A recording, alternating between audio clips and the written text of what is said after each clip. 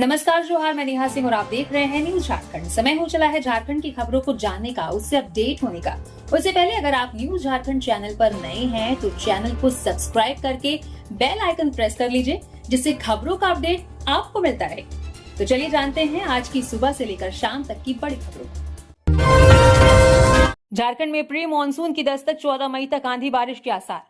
झारखंड में pre monsoon गतिविधियां तेज हो गई हैं। बंगाल की खाड़ी से आ रही नमी और पश्चिमी विक्षोभ के असर से राज्य के कई जिलों में मौसम ने करवट ले ली है।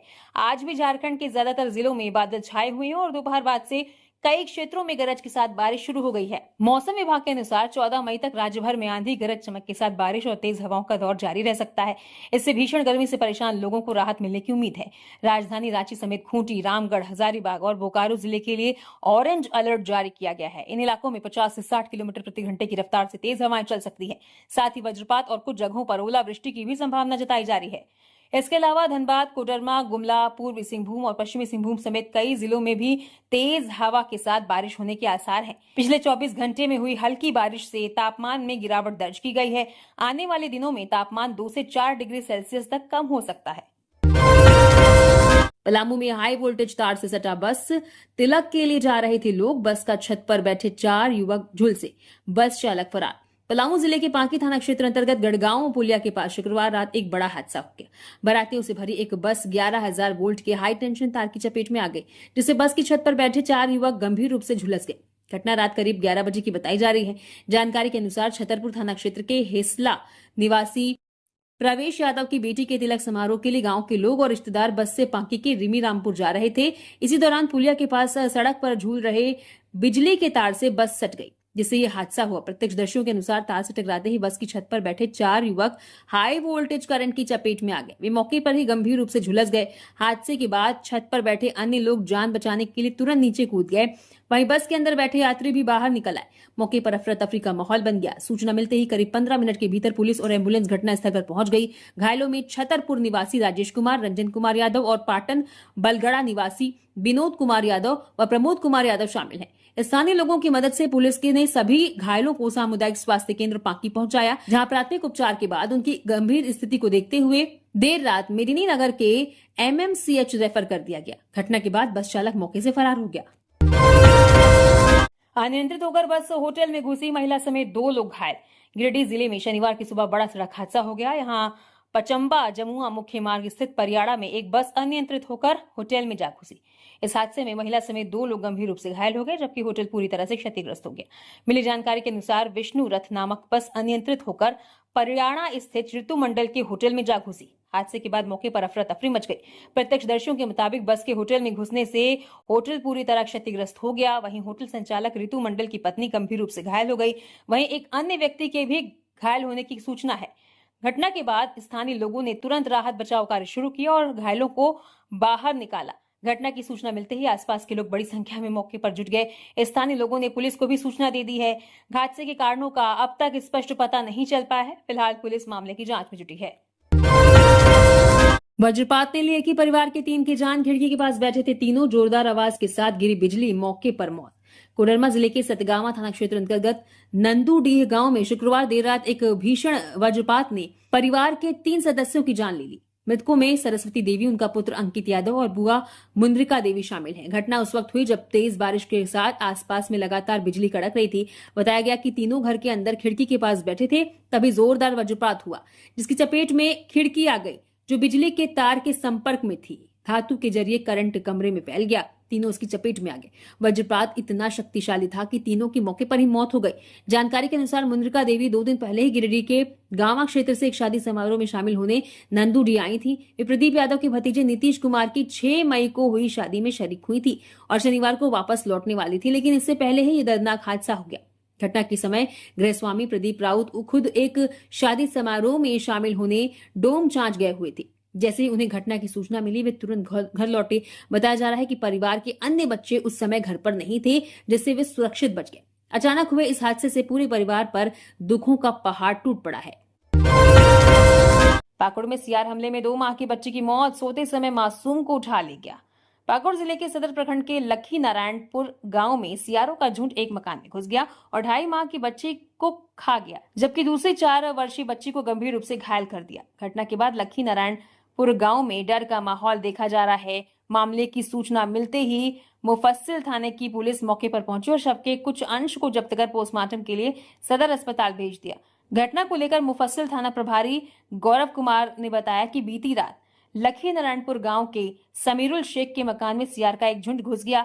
इसके बाद 2.5 माह की आफिका खातून को उठाकर ले गया और उसका पूरा शरीर खा गया। वहीं 4 साल की जास्मीन खातून को गंभीर रूप से जख्मी कर दिया। बताया जा रहा है कि जिस वक्त जास्मीन पर हमला हुआ, उसके रोने की आवाज आई। जैसे ही परिजन और आसपास के लोग मौके पर पहुंचे, सियार का झुंड भाग गया। परिजनों ने घायल बच्चे को इलाज के लिए तुरंत अस्पताल ले गया। थाना प्रभारी ने बताया कि मृतक बच्चे के शरीर का कुछ अंश पड़ा था, जिसे पोस्टमार्टम के लिए भेजा गया। ग्रामीणों का कहना है कि इस इलाके में के खेतों में काफी समय से सियार घूमते देखे जा रहे हैं, जिसके बाद रात में गांव में घुस जाते हैं। अगर सियारों के इन झुंडों को गांव से नहीं भगाया गया तो अन्य ग्रामीणों और बच्चों पर खतरा बना रहेगा। जमशेदपुर में स्कूल कैंपस में मिला किशोरी का शव, दुष्कर्म के बाद हत्या की आशंका। आंगनबाड़ी संचालिका ने देखा शव, पुलिस को दी सूचना। जमशेदपुर के परसुडीह थाना क्षेत्र अंतर्गत सोपोडेरा स्थित राजकीय मध्य विद्यालय परिसर में किशोरी का शव बरामद किया गया है। परिसर में संचालित आंगनबाड़ी केंद्र की संचालिका सुलेखा शांडिल सुबह केंद्र खोलने पहुंची। उन्होंने परिसर में किशोरी को अचेत अवस्था में पड़ा देखा। पास जाकर जांच करने पर उसकी मौत हो चुकी थी। इसके बाद उन्होंने तत्काल स्थानीय पंचायत प्रतिनिधियों और परसुडीह थाना पुलिस को सूचना दी। घटना की खबर फैलते ही आसपास के लोग बड़ी संख्या में मौके पर जुट गए। सूचना मिलते ही परसुडीह थाना पुलिस मौके पर पहुंची और पूरे क्षेत्र को घेरकर जांच शुरू कर दी। पुलिस ने घटनास्थल का बारीकी से निरीक्षण किया और साक्ष्य जुटाए। इसके बाद शव को कब्जे में लेकर पोस्टमार्टम के लिए एमजीएम मेडिकल कॉलेज अस्पताल भेज दिया गया। फिलहाल मृतका की पहचान नहीं हो सकी है। पुलिस आसपास के थाना क्षेत्रों में दर्ज गुमशुदगी के मामलों और लापता किशोरियों की सूची खंगाल रही है, ताकि शव की शिनाख्त हो सके। घटना को लेकर स्थानीय ग्रामीणों में आक्रोश देखा जा रहा है। ग्रामीणों ने आशंका जताई है कि किशोरी के साथ दुष्कर्म के बाद उसकी हत्या कर शव को विद्यालय परिसर में फेंक दिया गया है। हालांकि पुलिस ने अभी तक इस संबंध में किसी भी तरह की आधिकारिक पुष्टि नहीं की है। पुलिस का कहना है कि मौत के कारणों का खुलासा पोस्टमार्टम रिपोर्ट आने के बाद ही हो सकेगा। हाथियों ने स्कूल तोड़ मिड डे मील का चावल खाया। कोडरमा के भखरा गांव में हाथियों का हमला, ग्रामीण को पटक कर कुचला, हालत गंभीर। कोडरमा जिले के सिद्धगावा प्रखंड स्थित भखरा गांव में शुक्रवार देर रात हाथियों के एक झुंड ने जमकर उत्पात मचाया। झुंड ने गांव के उत्क्रमित मध्य विद्यालय पर हमला बोलते हुए दरवाजे और खिड़कियां तोड़ दी। इसके साथ ही स्कूल में रखे मध्याह्न भोजन के चावल की बोरियों को भी नुकसान पहुंचाया और बड़ी मात्रा में चावल खा लिया। ग्रामीणों के अनुसार देर रात अचानक हाथियों के पहुंचने से पूरे गांव में अफरा तफरी मच गई। इसी दौरान गांव के 35 वर्षीय पृथ्वीराम हाथियों की चपेट में आ गए। बताया जाता है कि हाथियों ने उन्हें पटक कर कुचल दिया, जिससे वे गंभीर रूप से घायल हो गए। घटना के बाद परिजनों और ग्रामीणों की मदद से उन्हें तुरंत सतगावा सामुदायिक स्वास्थ्य केंद्र पहुंचाया गया, जहां प्राथमिक उपचार के बाद उनकी गंभीर स्थिति को देखते हुए कोडरमा सदर अस्पताल रेफर कर दिया गया। वहां से भी बेहतर इलाज के लिए उन्हें रांची स्थित रिम्स भेजा गया है, जहां चिकित्सकों के अनुसार उनकी हालत अभी भी चिंताजनक बनी हुई है। घटना के बाद पूरे क्षेत्र में दहशत का माहौल है। ग्रामीण रात भर जागकर पहरा देने को मजबूर है। स्थानीय लोगों का कहना है कि ये पहली घटना नहीं है। इससे पहले भी डोम चांच, जयनगर और मरकच्चो प्रखंडों के सीमावर्ती गांवों में हाथियों का उत्पात देखने को मिल चुका है। जमशेदपुर के मिश्रा बागान में जमीन विवाद को लेकर फायरिंग, इलाके में दहशत। जमशेदपुर के मिश्रा बागान में शुक्रवार रात जमीन विवाद में हिंसक रूप ले लिया। जेमको थाना क्षेत्र में बदमाशों ने करीब 3 राउंड फायरिंग कर इलाके में दहशत फैला दी। घटना शुक्रवार रात करीब 8 बजे की बताई जा रही है। गोली चलने की आवाज सुनते ही आसपास के लोग अपने घरों में दुबक गए और इलाके में अफरा तफरी का माहौल बन गया। घटना की सूचना मिलते ही जेमको थाना पुलिस मौके पर पहुंची और पूरे इलाके की घेराबंदी कर जांच शुरू कर दी। प्राथमिक जांच में घटनास्थल से एक खोखा बरामद किया गया है, जिससे फायरिंग की पुष्टि हुई है। पुलिस आसपास लगे सीसीटीवी कैमरों के फुटेज खंगाल रही है, ताकि आरोपियों की पहचान की जा सके। स्थानीय लोगों के अनुसार मिश्रा बागान में एक प्लांट को लेकर 2 गुटों के बीच लंबे समय से विवाद चल रहा था। आशंका जताई जा रही है कि इसी विवाद के कारण बदमाशों ने फायरिंग कर शक्ति प्रदर्शन करने की कोशिश की। घटना के बाद पूरे इलाके में तनाव का माहौल बना हुआ है। पुलिस का कहना है कि मामले की गंभीरता से जांच की जा रही है। सभी पहलुओं को ध्यान में रखते हुए आरोपियों की पहचान की जा रही है और जल्द ही उन्हें गिरफ्तार कर जेल भेजा जाएगा। फिलहाल स्थिति नियंत्रण में बताई जा रही है, लेकिन इलाके में पुलिस की निगरानी बढ़ा दी गई है। जामताड़ा में रविंद्रनाथ टैगोर की 165वीं जयंती का भव्य आयोजन। सरखेलडी स्थित रविंद्रनाथ टैगोर चौक पर शनिवार को गुरुदेव रविंद्रनाथ टैगोर की 165वीं जयंती श्रद्धा, उत्साह और सांस्कृतिक वातावरण के बीच मनाई गई। इस कार्यक्रम का आयोजन रविंद्रनाथ टैगोर क्लब की ओर से किया गया, जिसमें झारखंड बंगाली समिति जिला शाखा जामताड़ा, सेंट एंथोनी स्कूल के शिक्षक शिक्षिकाओं, छात्र छात्राओं तथा बड़ी संख्या में स्थानीय लोगों ने भाग लिया। कार्यक्रम की शुरुआत गुरुदेव रविंद्रनाथ टैगोर की प्रतिमा पर माल्यार्पण के साथ हुई। उपस्थित लोगों ने एक एक कर प्रतिमा पर पुष्प अर्पित कर उन्हें श्रद्धांजलि दी। इसके बाद स्कूली छात्राओं द्वारा रंगारंग सांस्कृतिक कार्यक्रम प्रस्तुत किए गए। संगीत और सांस्कृतिक प्रस्तुतियों ने लोगों का मन मोह लिया। पूरे आयोजन स्थल पर साहित्य, सांस्कृतिक और मानवता का संदेश गूंजता रहा। इस अवसर पर समाज सेवी तरुण गुप्ता ने कहा कि रविंद्रनाथ टैगोर केवल साहित्यकार ही नहीं बल्कि समाज के महान प्रेरणा स्रोत थे। उनकी रचनाओं ने समाज को नई दिशा देने का काम किया। उन्होंने कहा कि आज भी बंगाल की संस्कृति में रविंद्र संगीत का विशेष महत्व है और आने वाली पीढ़ियां भी उनके विचारों से प्रेरणा लेती रहेंगी। बहन ने सगे भाई पर लगाया दुष्कर्म का आरोप, पुलिस ने गिरफ्तार कर भेजा जेल। हजारीबाग जिले से भाई बहन के रिश्ते को शर्मसार कर देने वाली खबर सामने आ रही है। यहां बड़का गांव थाना क्षेत्र में एक महिला ने अपने ही सगे भाई पर दुष्कर्म का आरोप लगाया है। पुलिस ने मामले में त्वरित कार्रवाई करते हुए आरोपी भाई को 4 घंटे के भीतर गिरफ्तार कर न्यायिक हिरासत में भेज दिया। पीड़िता ने इस संबंध में बड़का गांव थाने में शिकायत दर्ज की है। थाने में दर्ज शिकायत में बताया गया कि वो बीती रात अपने बच्चों के साथ घर में सो रही थी और उसका पति दवा लेने के लिए बड़का गांव बाजार गया था। इसी दौरान उसका सगा भाई अनुज कुमार घर पहुंचा और जबरन उसके साथ दुष्कर्म किया। पीड़िता ने विरोध किया, लेकिन आरोपी नहीं माना और वारदात को अंजाम देकर फरार हो गया। युवाओं के लिए शानदार खबर, झारखंड सीजीएल भर्ती का नोटिफिकेशन आउट, भरे जाएंगे इतने पद। झारखंड में सरकारी नौकरी की तैयारी कर रहे युवाओं के लिए बड़ी खबर है। झारखंड कर्मचारी चयन आयोग ने तकनीकी और विशेष योग्यता वाले पदों के लिए संयुक्त स्नातक स्तरीय परीक्षा 2026 का नोटिफिकेशन जारी कर दिया है। इस भर्ती के जरिए कुल 615 पदाधिकारियों की नियुक्ति की जाएगी। इनमें कुछ बैकलॉग पद भी शामिल हैं। लंबे समय से इंतजार कर रहे अभ्यर्थियों के लिए ये मौका बेहद खास माना जा रहा है। इस भर्ती में कई अलग अलग विभागों के पद शामिल हैं। सहायक कीट विज्ञान वेत्ता के 2 पद, वेक्टर जनित रोग नियंत्रण पदाधिकारी के 4 पद, वेक्टर जनित रोग निरीक्षक के 42 पद, प्रखंड सांख्यिकी पर्यवेक्षक और कनीय सांख्यिकी सहायक के कुल 228 पद, गव्य तकनीकी पदाधिकारी के 72 पद, मत्स्य पर्यवेक्षक के 78 पद, अंकेक्षक के 145 पद, कनीय वैज्ञानिक सहायक के 6 पद, प्रयोगशाला सहायक भौतिकी के 1 पद और प्रयोगशाला सहायक रसायन के 34 पद भरे जाएंगे। गिरिडीह में ट्रक ने 7 गाड़ियों को मारी टक्कर, 5 मौतें, 12 से ज्यादा घायल। मृतकों में 2 की 2 साल पहले पंचायत सचिव की नौकरी लगी थी। गिरिडीह में शुक्रवार देर रात बेकाबू ट्रक ने 7 गाड़ियों में टक्कर मार दी। हादसे में 5 लोगों की मौत हो गई, 12 से ज्यादा लोग घायल हो गए। मरने वालों में 2 लोगों की 6 महीने पहले एक सचिवालय सहायक में नौकरी लगी थी। टक्कर इतनी जबरदस्त थी कि सभी गाड़ियां क्षतिग्रस्त हो गई। सड़कों पर मलबा पसर गया। हादसे के बाद पूरे बाजार में चीख पुकार मच गई। लोग अपनी जान बचाने के लिए इधर उधर भागने लगे। स्थानीय लोगों के मुताबिक डुमरी की ओर से आ रहा एक तेज रफ्तार ट्रक अचानक अनियंत्रित हो गया। बाजार में घुसते ही कई वाहनों को एक के बाद एक टक्कर मार दी। हादसा जिले के निमिया घाट थाना क्षेत्र अंतर्गत इसरी बाजार में हुआ। प्रशासन ने इस हादसे में 5 लोगों की मौत की पुष्टि की है। मृतकों में घुटवाली निवासी चालक संतोष महतो, राजधनवार निवासी रंजीत कुमार, कुलगो नवाटाण निवासी मोहम्मद इरशाद अंसारी, बरवाडी निवासी टहल साव और गिरिडीह ऑफिसर कॉलोनी निवासी सुजीत ठाकुर शामिल है। बताया जा रहा है कि मोहम्मद इरशाद अंसारी सिलाई मशीन बनवाने बाजार आए थे। खरीदारी के दौरान हादसे की चपेट में आ गए, जिससे उनकी मौके पर ही मौत हो गई। उनकी पत्नी गंभीर रूप से घायल हो गई, जिन्हें बेहतर इलाज के लिए धनबाद रेफर किया गया। वहीं संतोष महतो अपनी पिकअप वाहन में शादी का सामान लेकर बाजार पहुंचे थे। इसी दौरान ट्रक ने उनकी गाड़ी को भी कुचल दिया। हादसे की गंभीरता को देखते हुए देर रात जिला प्रशासन पूरी तरह सक्रिय हो गया। जिलाधिकारी रामनिवास यादव और पुलिस अधिकारी डॉक्टर बिमल कुमार मौके पर पहुंचे और राहत बचाव कार्य का जायजा लिया। ट्रक एक दीवार से टकराकर रुका था, जिससे आशंका जताई गई कि उसके नीचे लोग दबे हो सकते हैं। प्रशासन की निगरानी में 2 क्रेन और 2 जेसीबी मशीनों की मदद से देर रात तक रेस्क्यू ऑपरेशन चलाया गया। सुबह करीब 3 बजे ट्रक को हटाया गया, जिसके नीचे एक बाइक दबी मिली। हालांकि कोई व्यक्ति नहीं मिला। रांची में उत्पाद विभाग की बड़ी कार्रवाई, 1000 पेटी अवैध शराब बरामद, 1 आरोपी गिरफ्तार। रांची में अवैध नकली विदेशी शराब के कारोबार के खिलाफ उत्पाद विभाग ने बड़ी कार्रवाई करते हुए करीब 1000 पेटी अवैध विदेशी शराब बरामद की है। ये कार्रवाई रांची के सहायक उत्पाद आयुक्त उमा शंकर सिंह के निर्देश पर की गई। छापेमारी के दौरान एक आरोपी राहुल नायक को गिरफ्तार किया गया है। उत्पाद विभाग की टीम ने नगड़ी, रातू और धुरवा थाना क्षेत्र में एक साथ दबिश दी। कार्रवाई के दौरान भारी मात्रा में नकली विदेशी शराब बरामद की गई। जानकारी के मुताबिक दूसरे जिले से अवैध शराब को रांची लाकर शहर में खपाने की तैयारी की जा रही थी। छापेमारी के दौरान विभाग ने 1 कार और 2 पिकअप वैन समेत कुल 3 वाहनों को भी जब्त किया है। वन विभाग कर्मी की करंट लगने से मौत, परिजनों ने अधिकारियों पर लगाया आरोप। पलामू टाइगर रिजर्व के गारू रेंज में ट्रैकर गार्ड के रूप में कार्यरत लल्लू उरांव की करंट लगने से मौत हो गई। मृतक के परिजनों का आरोप है कि पलामू टाइगर रिजर्व के फॉरेस्ट गार्ड के कहने पर लल्लू उरांव बिजली बनाने के लिए पेड़ पर चढ़ा था, जहां करंट लगने से उसकी मौत हो गई। घटना के बाद संबंधित विभाग के अधिकारियों का मोबाइल भी बंद है, जिससे परिजनों में भारी आक्रोश है।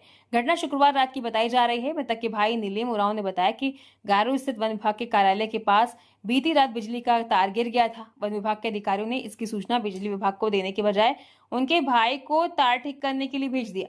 इसी दौरान करंट लगने से उसकी मौत हो गई। इसके बाद विभाग के द्वारा परिजनों को सूचना दिए बगैर सीधे उसे लातेहार अस्पताल में पहुंचाकर छोड़ दिया गया।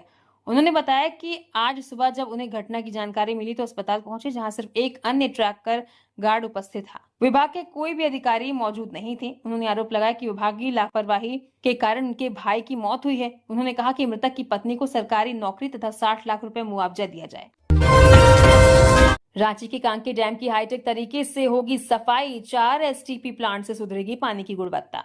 राजधानी रांची के प्रमुख जल स्रोत कांके डैम को स्वच्छ और सुरक्षित बनाने की दिशा में पेयजल एवं स्वच्छता विभाग ने बड़ी पहल शुरू की है। डैम के पानी की गुणवत्ता खराब मिलने के बाद विभाग की अब हाईटेक तकनीक के जरिए इसकी सफाई कराने की तैयारी में जुट गया है। इसके तहत कांके डैम के आसपास 4 स्थानों पर एसटीपी बनाए जाएंगे, ताकि गंदे पानी को सीधे डैम में जाने से रोका जा सके। हाल ही में पेयजल एवं स्वच्छता विभाग के सचिव अबू इमरान ने अधिकारियों के साथ कांके डैम के पानी की गुणवत्ता की समीक्षा की। जांच के दौरान पानी में हरे रंग की मात्रा अधिक पाई गई। अधिकारियों के अनुसार यह स्थिति जल प्रदूषण का संकेत है, जिसके कारण पानी को साफ करने में जरूरत से ज्यादा केमिकल का इस्तेमाल करना पड़ रहा है। समीक्षा बैठक में सचिव ने अधिकारियों को निर्देश दिया कि डैम की सफाई के लिए आधुनिक तकनीक अपनाई जाए और जल संरक्षण की दिशा में ठोस कदम उठाए जाएं। विभाग सचिव ने निर्देश दिया है कि कांके डैम में नैनो फिल्टर तकनीक अपनाई जाएगी। इससे पानी की सफाई के साथ साथ पानी में ऑक्सीजन की मात्रा को भी बढ़ाया जाएगा। विभाग ने डैम की सफाई के लिए नैनो फिल्टर तकनीक लागू करने का प्रस्ताव मंत्रालय को भेजा है। मंजूरी मिलते ही इसे कांके डैम में पायलट प्रोजेक्ट के तौर पर शुरू किया जाएगा। शादी समारोह में जा रही बस हादसे का शिकार, 20 घायल, एम्बुलेंस नहीं पहुंची तो पुलिस ने संभाला मोर्चा। रांची से थोड़ी दूर स्थित दुलमी गांव के पास शुक्रवार देर रात यात्रियों से भरी एक बस अनियंत्रित होकर पलट गई। हादसे के बाद मौके पर अफरा तफरी मच गई और बस में सवार महिलाएं एवं बच्चे चीख पुकार करने लगे। दुर्घटना में करीब 20 लोग घायल हो गए, जिनमें 2 की हालत गंभीर बताई जा रही है। प्राथमिक उपचार के बाद 5 घायलों को बेहतर इलाज के लिए रिम्स रांची रेफर किया गया है। जानकारी के अनुसार संकट मोचन बस राहे थाना क्षेत्र के डोमांडी गांव से सोना हाथू थाना क्षेत्र के कोड़ाडी गांव जा रही थी। बस में करीब 40 से 50 लोग सवार थे, जो शादी समारोह में शामिल होने के लिए यात्रा कर रहे थे। इसी दौरान दुलमी गांव के पास चालक वाहन से नियंत्रण खो बैठा और बस सड़क किनारे पलट गई। बस पलटते ही यात्रियों में अफरा तफरी मच गई। खासकर महिलाएं और बच्चे जोर जोर से रोने लगे, चिल्लाने लगे। आसपास के ग्रामीण आवाज सुनकर मौके पर पहुंचे और बस में फंसे लोगों को बाहर निकालने में जुट गए। कई घायलों को ग्रामीणों की मदद से सुरक्षित बाहर निकाला गया। प्रत्यक्षदर्शियों के अनुसार हादसे के बाद काफी देर तक एम्बुलेंस मौके पर नहीं पहुंची, जिससे घायल सड़क किनारे दर्द से कराहते रहे। स्थिति की गंभीरता को देखते हुए सोना हाथू पुलिस ने खुद मोर्चा संभाला और अपनी गाड़ियों से घायलों को सामुदायिक स्वास्थ्य केंद्र सोना हाथू पहुंचाया। अस्पताल में प्राथमिक उपचार के बाद 5 घायलों की गंभीर स्थिति को देखते हुए उन्हें बेहतर इलाज के लिए रिम्स रांची रेफर किया गया। वहीं अन्य घायलों का इलाज स्थानीय स्तर पर जारी है। पथ निर्माण विभाग के क्लर्क ने नाबालिग के साथ किया दुष्कर्म का प्रयास, गिरफ्तार। पश्चिमी सिंहभूम जिले के सोनुआ थाना क्षेत्र के एक सरकारी विभाग में कार्यरत लिपिक ने एक 16 साल की बच्ची के साथ दुष्कर्म का प्रयास किया। हालांकि आरोपी सफल नहीं हो सका। पुलिस ने आरोपी को जेल भेज दिया है। बताया जा रहा है कि 4 मई की शाम आरोपी सचिन सिंह, जो पथ निर्माण विभाग में कार्यरत है, वो बाइक से लड़की के घर पहुंचा। उसने खुद को सरकारी कर्मचारी बताते हुए दावा किया कि वो स्कूल और सड़कों पर सीसीटीवी कैमरा लगाने के लिए सर्वे करने आया है। आरोपी ने नाबालिग पर दबाव बनाया कि वो उसे स्कूल का रास्ता दिखा दे और उसे अपनी बाइक पर बैठा लिया। आरोपी नाबालिग को स्कूल ले जाने के बजाय तेजी से घने जंगल की ओर ले गया। वहां उसने लड़की के साथ जबरदस्ती करने की कोशिश की। इसी बीच पास के गांव से गुजर रहे 6 से 7 लड़कों ने लड़की की चीखने की आवाज सुन ली और वे जंगल की ओर दौड़ पड़े। भीड़ को अपनी ओर आता देख आरोपी डर गया। भागते समय उसकी बाइक फिसल गई और वो गिर पड़ा। पकड़े जाने के डर से आरोपी ने बाइक वहीं पर छोड़ दी और पैदल ही फरार हो गया। पीड़िता की मां की लिखित शिकायत पर सोनुआ पुलिस ने तत्काल मामला दर्ज किया। जांच के दौरान पता चला कि आरोपी सचिन सिंह पूर्व में मनोहरपुर में तैनात था और वर्तमान में चक्रधरपुर कार्यालय में लिपिक है। पुलिस ने 7 मई को लिपिक को गिरफ्तार कर लिया। कोडरमा में ट्रक ने युवकों को 100 मीटर घसीटा। बाइक सवार 2 युवकों में एक की मौत, दूसरा गंभीर। ट्रक चालक मौके से फरार। कोडरमा जिले के सदर थाना क्षेत्र में पुलिस अधीक्षक आवास के समीप शुक्रवार को एक दर्दनाक सड़क हादसे में मोटरसाइकिल सवार युवक की मौत हो गई, जबकि उसका साथी गंभीर रूप से घायल हो गया। मृतक की पहचान झुमरी तिलैया के पानी टंकी रोड निवासी 22 साल के गोपी कुमार के रूप में हुई है। वहीं 23 वर्षीय करण कुमार गंभीर रूप से घायल हुआ है। जिसका इलाज सदर अस्पताल में चल रहा है। जानकारी के अनुसार दोनों युवक मोटरसाइकिल से झुमरी तिलैया से कोडरमा स्थित अपनी नानी के घर जा रहे थे। इसी दौरान विपरीत दिशा से आ रहे तेज रफ्तार बोल्डर लदे ट्रक ने उनकी बाइक को जोरदार टक्कर मार दी। टक्कर इतनी भीषण थी कि दोनों युवक सड़क पर गिर पड़े और गंभीर रूप से घायल हो गए। जानकारी के मुताबिक टक्कर के बाद मोटरसाइकिल ट्रक के नीचे फंस गई। चालक ने वाहन नहीं रोका। ट्रक बाइक को करीब 100 मीटर तक घसीटते हुए जेजे कॉलेज के पास तक ले गया। इस दौरान दोनों युवक बुरी तरह घायल हो गए। शोर शराबा और लोगों की भीड़ जुटने के बाद ट्रक चालक ने जेजे कॉलेज के पास वाहन रोका, जिसके बाद मौके से फरार हो गया। घटना के बाद इलाके में अफरा तफरी मच गई। स्थानीय लोगों ने तुरंत दोनों घायलों को उठाकर सदर अस्पताल पहुंचाया, जहां चिकित्सकों ने गोपी कुमार को मृत घोषित कर दिया। वहीं करण कुमार का इलाज जारी है।